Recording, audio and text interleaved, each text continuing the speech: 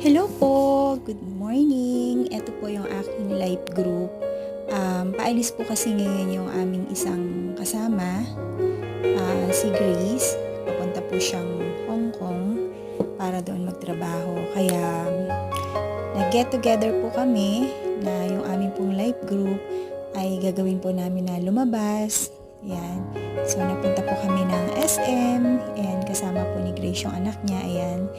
Inaanak ko po yan si Ezekiel. Tapos kasama naman ni Jocelyn yung anak niya si Trixie. Si Grace at saka po ako. So, dahil medyo low budget pa kami. So, eto, dito lang muna kami kumain ng ramen. And ayan, habang naghihintay kami ng order namin. Yan, chika-chika muna kami, kwento-kwentuhan, ganon. Tapos, masyal-masyal kami, nag-ikot-ikot, ayan.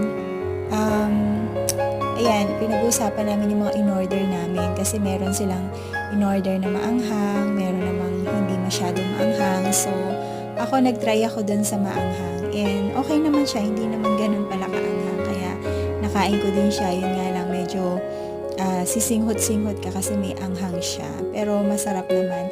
Tapos, ayan, bali, alam ko, ayun, oo, nag-order din pala kami ng mango graham yata na drinks. Ayan. Tapos, nagpunta kami sa bahay nila Grace, chika-chika doon, banding-banding, para bago siya umalis, meron kaming memories ng banding namin.